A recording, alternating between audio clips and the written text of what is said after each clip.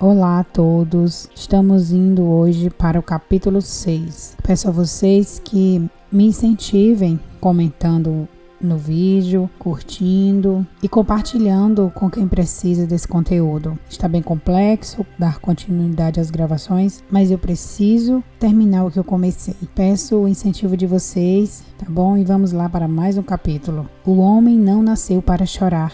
Capítulo 6. Joel Goldsmith. Trazendo a graça na expressão ativa. Entendendo-se corretamente, viver os princípios do caminho infinito leva a uma vida pela graça, em vez de vida pela lei. No capítulo 8 das cartas aos Romanos, Paulo nos disse que um ser mortal não está sob a lei de Deus, nem precisa estar, e que não é possível para um ser mortal agradar a Deus. Por serem mortais, as pessoas da terra ainda têm pecado, doença, morte, escravidão e pobreza entre elas. Pode ser difícil de acreditar ou entender, mas uma proporção considerável dos 3 bilhões de pessoas que vivem nesta terra estão em um estado de fome, desnutrição progressiva. Como podem essas condições existir na Terra após 2.000 anos de cristianismo, 2.500 anos de budismo e 2.500 anos de taoísmo? A resposta não é simples. Aqueles que não estão sob a lei de Deus não são alimentados ou sustentados por Deus. De modo algum eles recebem a graça de Deus. O Mestre Cristo Jesus disse: se alguém não estiver em mim, será lançado fora como um ramo e secará. João 15:6. Participar da igreja no domingo de manhã ou pertencer a algum corpo religioso, mesmo o grupo metafísico mais avançado, não constitui permanência na palavra e nem deixar que a palavra permaneça em nós. Pertencer a qualquer tipo de organização e mesmo acreditar nisso não faz nada por nós. Acreditar é, sem dúvida, um passo, provavelmente um primeiro passo. Mas acreditar que existe um Polo Norte não leva a ele. Depois de sabermos que existe um Polo Norte, ainda existe a árdua viagem para alcançá-lo. Totalmente diferente desse tipo de jornada é a jornada espiritual que leva à casa do Pai. A mera crença em Deus não é suficiente. Milhões de pessoas acreditam fervorosamente em Deus. De fato, em todo este mundo, há poucas pessoas sofrendo de pecado, doença, morte, falta e limitação que não proclamariam sua crença em Deus. Mas sua crença fez muito pouco por elas, não salvou-as desses males. Existe alguém neste mundo inteiro que não sabe que os oceanos estão cheios de peixes e o ar com pássaros e a terra com carvão, petróleo, diamantes e rubis? Existe quem não saiba que o Sol, a Lua e as estrelas viajam em suas órbitas com tal grau de perfeição que suas posições podem ser traçadas com anos de antecedência e que eles viajam em sua rota com precisão de frações de segundo? Há alguém, portanto, que não consiga reconhecer que deve haver algo de natureza invisível, infinita, eterna e inteligente, que é a causa, o poder de manutenção e sustentação desses efeitos? Mas algo mais do que uma crença em Deus é necessário, e esse algo mais é a experiência de Deus. Vós, porém, não estáis na carne, mas no Espírito, se é que o Espírito de Deus habita em vós. Romanos 8:9. Essa é a essência de todo ensinamento espiritual ou místico de todos os tempos. Se é que o Espírito de Deus habita em vós. Se manifestarmos a palavra viva em nossa consciência, se habitarmos no abrigo secreto do Altíssimo, nenhum dos males da terra se aproximará de nossa morada, E habitar significa viver, não venerar, mas viver nele. Reconhecimento do princípio divino da vida. Acreditamos que existe um Deus porque podemos ver todos os efeitos de sua presença e atividade no mundo, e sabemos que por trás desses efeitos deve haver uma causa, a natureza da qual deve ser algo inteligente, amoroso, infinito no poder, eterno e imortal. Mas agora há o próximo passo, fazer contato com ela, trazer essa causa para a expressão em nossa vida. A verdadeira função do caminho infinito, portanto, é revelar que há uma primeira causa. E o próximo passo é revelar que um contato com a causa deve ser feito e mantido. Todos os que estão no caminho que leva à experiência de Deus, algum dia terão de vir para algum ponto de onde possam observar este mundo, com a constatação de que existe uma sabedoria e inteligência infinitas que proporcionaram as riquezas deste universo para as pessoas. Tal realização levará automaticamente à convicção de que seja lá o que essa causa for, seja o que for essa lei, ela opera pela graça divina, e isso significa que ela opera por seu próprio propósito e plano, e não pela terra, e nem porque as pessoas da terra sejam dignas ou merecedoras. A natureza de Deus é tal que nada que alguém possa fazer desviará Deus de seu eterno plano. Deus não pode ser influenciado para fazer mais do que ele já está fazendo. Nem há crime que qualquer pessoa possa cometer que irá parar Deus ou impedir que ele faça o que ele já está fazendo. Podemos manter Deus fora de nossa experiência individual, mas isso não impedirá nosso vizinho de receber a completa bênção da graça de Deus. É verdade que nós ou tornamo-nos beneficiários da graça divina ou impedimos seu fluxo e atividade pelo fato de aceitarmos a mente humana com sua crença em dois poderes, o bem e o mal. É isso que constitui a nossa humanidade. Essa é a razão do pecado, da doença e morte na terra, pobreza, privação, guerras e escravidão. O homem da terra. A mente humana aceitou dois poderes, o poder do bem e do mal, e o homem da terra vive nessa base. Você e eu somos esse homem da terra, e nós todos tivemos boas experiências e algumas más, algumas experiências saudáveis e outras doentes, algumas ricas e outras pobres. Isso é porque a mente humana, que é formada pela crença no bem e no mal, está no controle, e então somos uma casa dividida contra si mesma. Como meros seres humanos, muitos de nós conseguimos viver 60 anos, mais 10, 20 e às vezes 30 anos. Isso em virtude do ar, comida, exercício e, de certa forma, do estímulo mental.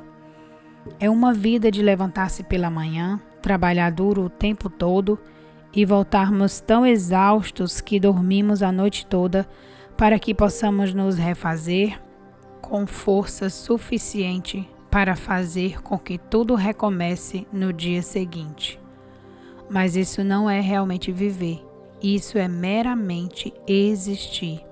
No entanto, é uma forma de existência que é tão valorizada que muitas pessoas não irão ceder. Elas tentam preservá-la, mesmo que essa vida tenha que ser imersa na pobreza, na prisão ou em um hospital. Viver é bastante diferente de existir. Para viver, é necessário ter contato com a própria fonte, com esse grande princípio causal que revela-se como expressão individual. Cada um de nós tem uma função diferente e um propósito diferente aqui na Terra. Ninguém pode fazer o trabalho do outro. Cada um tem uma razão para nascer, Mas como homens na terra, nenhum de nós está cumprindo a missão que Deus criou para executarmos. Como homens da terra, passamos pela vida sozinhos, mas paradoxalmente somos incapazes de ficarmos sozinhos. Nós desenvolvemos uma dependência de outros homens e mulheres. Sentimos a necessidade de outros tornarem nossa experiência completa. Alguns para nos empregar, alguns para fornecer companheirismo, instrução e cuidado. O resultado é que começamos um longo processo de procura por aqueles que achamos que podem fazer algo por nós e evitamos como uma praga todos aqueles que nos procuram para fazer algo por eles. E então, a vida se torna uma busca realmente desgastante. O homem cujo ser está em Cristo. O homem que tem seu ser em Cristo não precisa se preocupar com o homem cuja respiração está nas narinas. Parem de confiar no homem cuja vida não passa de um sopro em suas narinas. Que valor ele tem?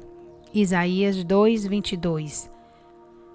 Ele não precisa procurar aqueles com influência e tentar convencê-los a seu favor, adulando ou atendendo aos seus desejos, nem ele precisa ter medo de alguém ou fugir de qualquer pessoa.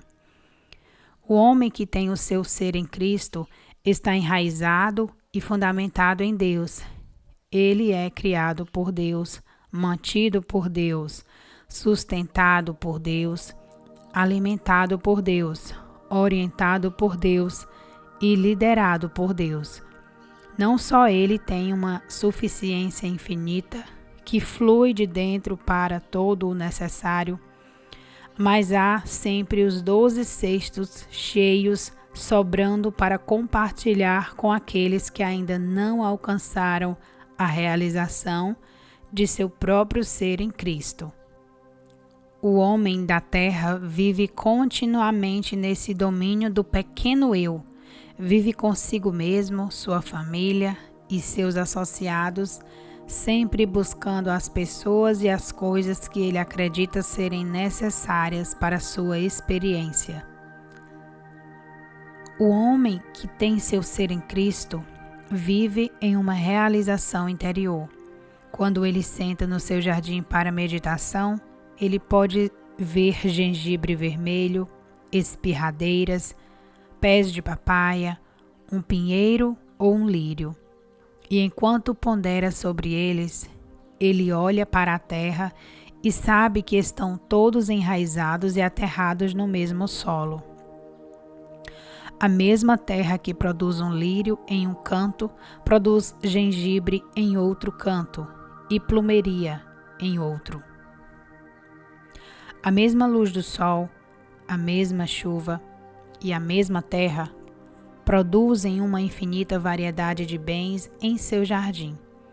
Em outro momento, o homem que tem seu ser em Cristo pode refletir sobre o oceano, tudo que está sobre o oceano e as coisas abaixo do oceano e dentro dele. Ele observa como o princípio criativo opera, produzindo a grande variedade de peixes e rochas e até flores e corais coloridos, e como tudo isso é provido, como tudo no fundo do mar encontra o seu próprio caminho, quer tenha que nadar a favor ou contra a corrente. Não há falta ou limitação no mar, e isso é evidência também de um princípio criando peixes e pedras, cavernas e flores, tempo e marés, um princípio criando, mantendo e sustentando. E o mar apenas descansa em si mesmo e deixa essa grande presença permeá-lo e desempenhar suas funções. O homem que está ancorado em Cristo volta-se para dentro de si e entende que ele também se nutre de uma forma inesgotável, que é causa e princípio criativo da vida. Eu repouso no Pai, na garantia de sua palavra. Eu sou um com isso que me criou. Eu sou mantido e sustentado por essa presença e poder infinitos, operando como minha inteligência, meu amor, minha vida, minha saúde, minha orientação e direção, e como meus relacionamentos com todos os outros do mundo. Eu não preciso procurar por nada externo, porque eu tenho dentro de mim carne que o mundo não conhece, uma infinidade de suprimentos, e por isso eu nunca passarei necessidade, tanto é que eu sempre posso compartilhar os 12 cestos cheios que sobram. Ao refletir sobre essas verdades, há uma diminuição do medo. Não podemos então ser permanentemente engolidos por necessidades e privações, mesmo que possamos passar temporariamente por um período de limitação, até que estejamos firmemente enraizados e fundamentados nesta consciência. A enfermidade que atinge o corpo não nos preocupa muito e não reagimos tanto, porque agora nós sabemos que, assim que alcancemos esse contato interno, assim que o Espírito do Senhor Deus conscientemente habite em nós, essa doença também irá ceder.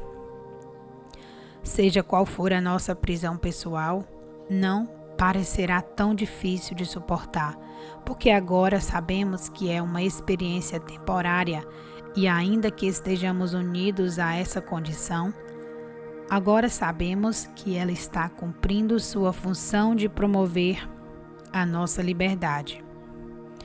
Iluminação, uma experiência individual.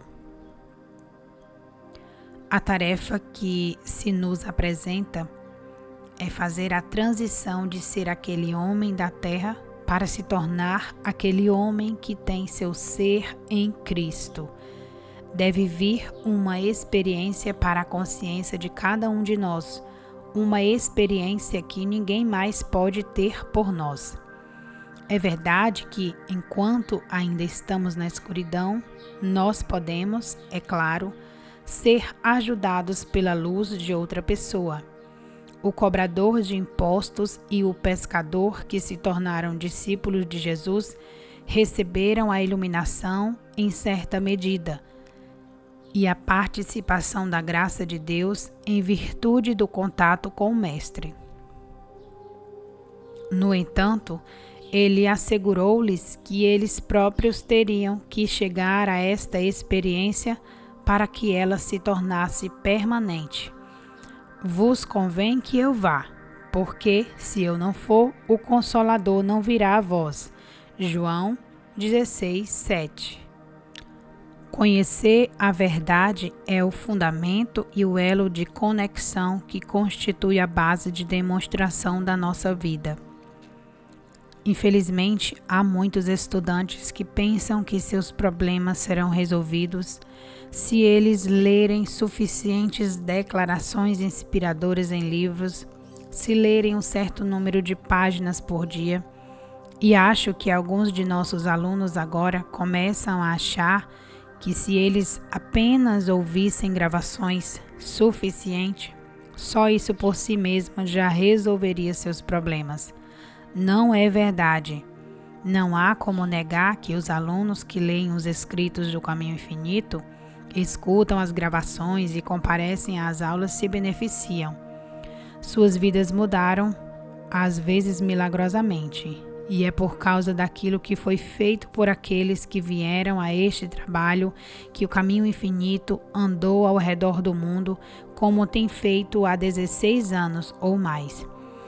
No entanto, devo avisar nossos alunos uma e outra vez que, para que essa experiência de harmonia seja permanente e tão infinita quanto deve e pode ser, eles mesmos devem ter essa realização.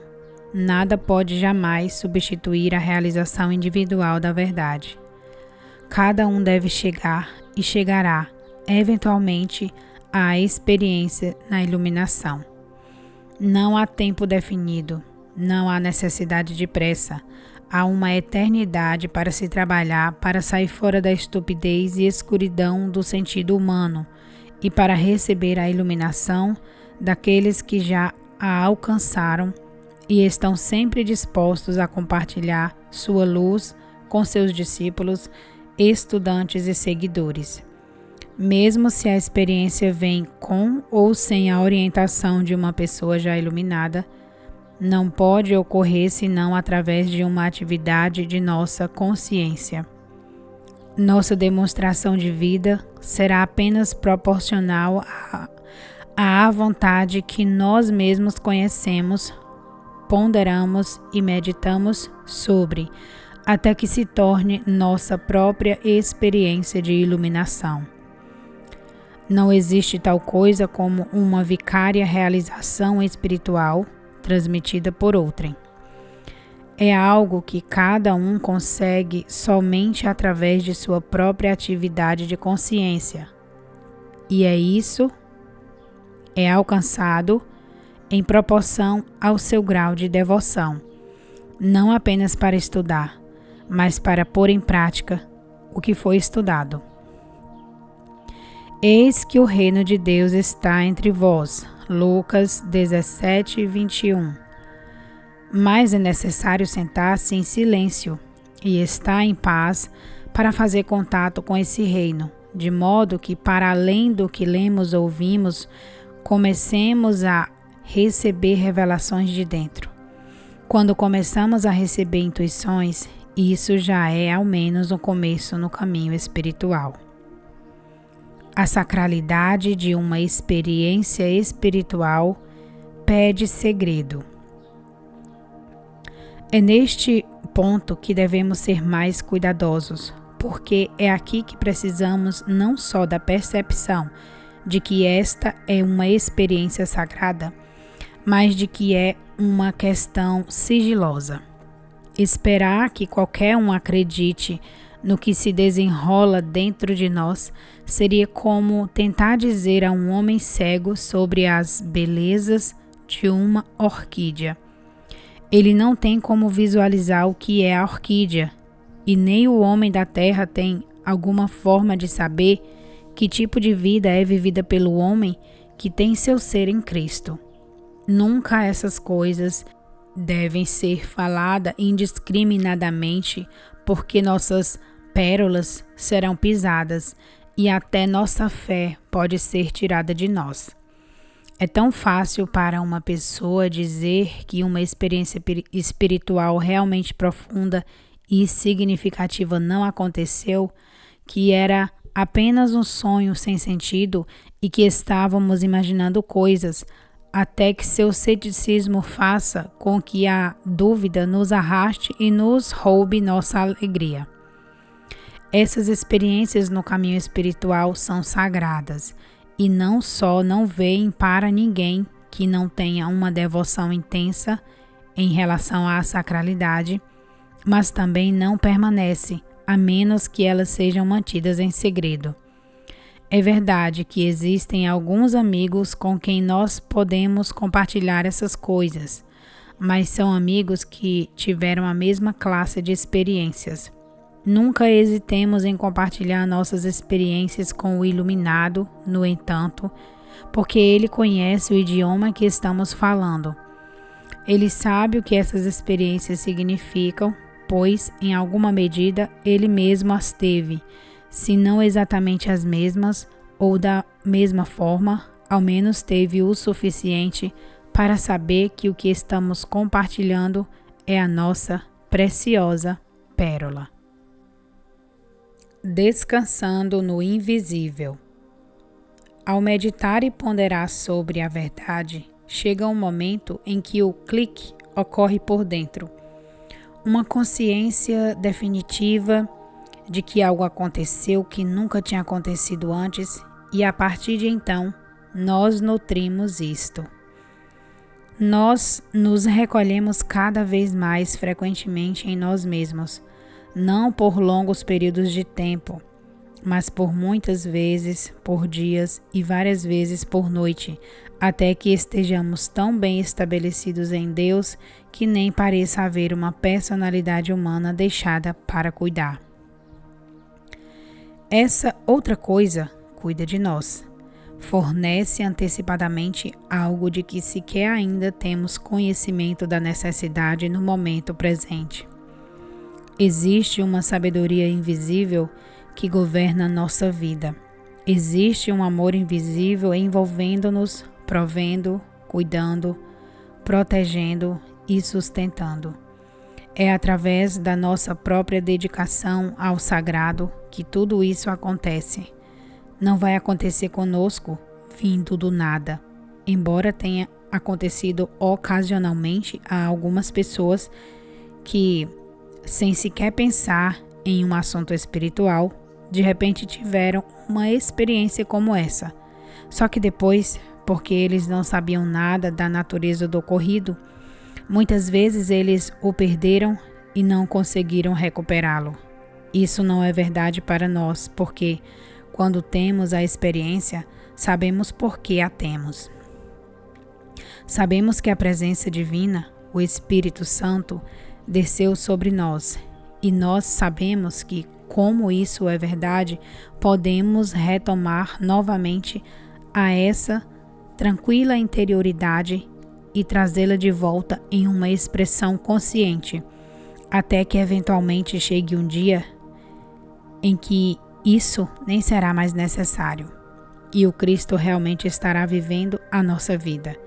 O nível máximo estará sendo alcançado e nos tornaremos tão estabelecidos nisso que realmente não haverá qualquer eu para cuidar. Algo invisível sempre está cuidando de tudo com antecedência.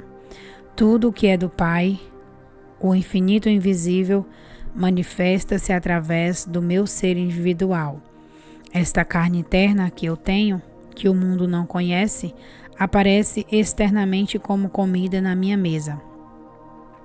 Esta água espiritual que eu trago dentro borbulha como vida eterna. Esse poder da graça divina, que agora é meu em virtude da minha unidade com Deus, torna-se minha ressurreição. E assim meu corpo é elevado do túmulo da doença e da velhice e é restaurado novamente à sua normalidade e harmonia.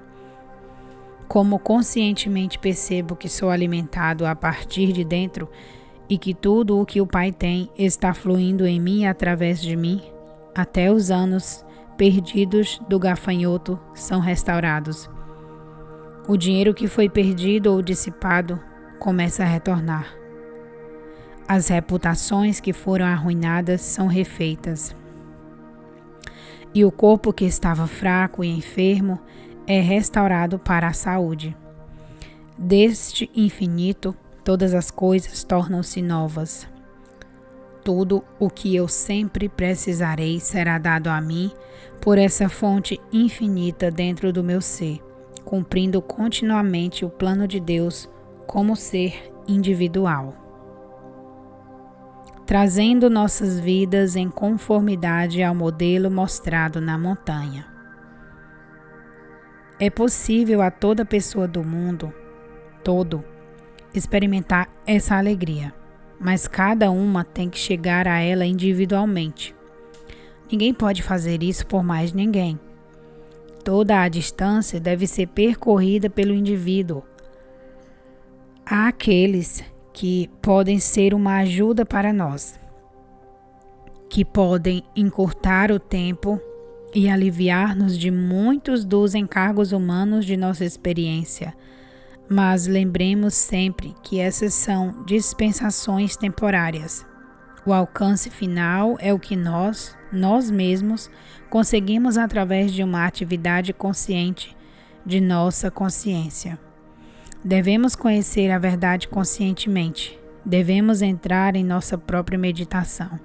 Quer seja contemplando os mistérios de um jardim, o ilimitado oceano ou a grandeza de uma montanha inescalável, devemos encontrar algo que possamos ponderar em nossa meditação, algo que nos levará eventualmente à realização do que está subjacente ao visível e que tudo permeia, criando, animando, mantendo e sustentando. Abre aspas. tu conservarás em paz aquilo cuja mente está firme em ti. Isaías 26, 3. Na quietude e na confiança está o seu vigor. Isaías 30, 15. Vou meditar sobre o Senhor todo o dia e toda a noite. Vou meditar sobre o Senhor. Levantarei os meus olhos para os montes, de onde vem o meu socorro. Salmo 121, 1. Eu viverei e andarei tendo meu ser na consciência divina. Eu habitarei na palavra e deixarei a palavra habitar em mim. Fecha aspas. Tudo isso deve se tornar parte da nossa consciência, mas além disso, temos a obrigação de aderir ao modelo que nos foi dado pelo Mestre, pelo qual moldamos nossas vidas para manter a vida espiritual. Em primeiro lugar, devemos rezar pelo perdão dos nossos próprios pecados. Não há ninguém nesta terra tão justo que não esteja pecando diariamente contra o Espírito Santo.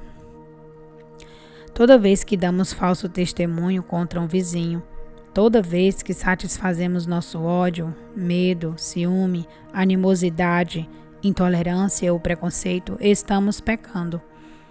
Os pecados não são apenas as principais ofensas contra a sociedade e os indivíduos que a maioria das pessoas tem de superar antes de estarem na vida espiritual. Mas o pecado é algo que normalmente fazemos sem nem sequer considerar como pecado. É necessário, portanto, que rezemos com frequência e seriedade para sermos perdoados por aqueles pecados, por atos e omissões que podem estar nos sujando e nos impedindo de sermos transparentes, aqueles fragmentos de escuridão que vão se acumulando e ocultando a luz.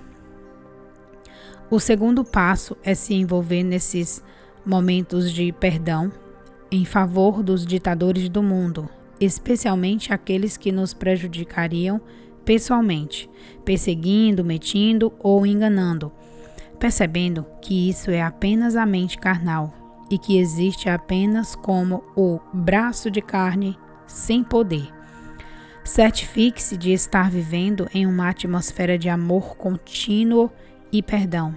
E mesmo que às vezes possamos nos distrair sem pensar, com sentimentos de ressentimento ou animosidade, vamos retornar e nos recolher rapidamente no silêncio e iniciar um período de auto-perdão, bem como o perdão de todos os outros. A vida não é para a glorificação de nós mesmos. Não temos o direito de procurar coisas para nós próprios ou para a nossa glória pessoal. Devemos mostrar a glória de Deus em nosso serviço à humanidade. Não podemos viver para nós mesmos, nem para nós mesmos. As coisas maravilhosas de vida que nos são dadas, e elas vêm abundantemente com alegria, não vêm para nós, mas a graça de Deus pode ser testemunhada e pode ser usada para o benefício da humanidade. Nenhum grande líder espiritual, desde os primeiros dias até o mais moderno da metafísica atual, jamais viveu para si mesmo ou por si mesmo. Suas vidas sempre foram uma doação contínua de si mesmos e de seus bens, para sua obra e para aqueles que participam desse trabalho.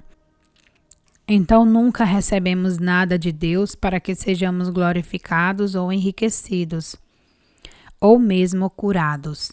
Tudo o que recebemos para testemunho da bondade de Deus, a presença e a graça de Deus. Instruções para um estudante. Devemos reconhecer instantaneamente as aparências de todos os nomes e a natureza como sendo a mente carnal que aparece como forma. Essas formas podem aparecer como pessoas, condições ou circunstâncias, mas o nosso trabalho é o reconhecimento instantâneo da verdade, de que independentemente da forma, a substância de tudo isso é a mente carnal ou a crença universal em dois poderes. Quando aceitamos qualquer forma ou aparência como algo por si mesmo, como algo separado da mente carnal, estamos no sonho. Mas, se reconhecermos de imediato todas as aparências como a mente carnal aparecendo como forma e compreendido, é claro que a mente carnal é apenas uma crença universal em dois poderes e, portanto, não é ordenada por Deus, sem substância, sem lei e sem poder ser, causa ou efeito, então vencemos o mundo. Transcender o sonho realmente significa, então, o reconhecimento instantâneo de todas as aparências como a mente carnal sem substância. Mensagem de gabinete. A vida não é uma barganha, como pensam aqueles que vivem apenas da manhã para a noite ou então vivem dia a dia. A vida é uma experiência verdadeira somente quando rompemos os parênteses da existência humana e provamos o gosto da imortalidade aqui e agora. A vida não pode ser uma alegria para aqueles que só atentam para o lado mortal da humanidade. Ela torna-se prazerosa apenas quando podemos comungar com as almas de homens e mulheres, todos comungando entre si, em associação espiritual. O sensualista encontra satisfação somente em ver a forma externa das pessoas. Mas o paraíso, ele mesmo revela-se quando contemplamos a alma em comunhão com o espírito e a realidade uns dos outros. A limitação existe apenas no sonho da vida, não na própria vida. O medo existe apenas no sonho de dois poderes, não na onipotência. A doença existe apenas no sonho da mortalidade, não no ser imortal que você é e que eu sou. Rompemos os parênteses da vida humana para chegar à eternidade. Nós rompemos os laços da limitação para experimentarmos a infinitude da graça de Deus. Nós quebramos os grilhões da mortalidade para revestirmos-nos de imortalidade. Ficamos aqui com mais um capítulo. Até o próximo capítulo. Tchau.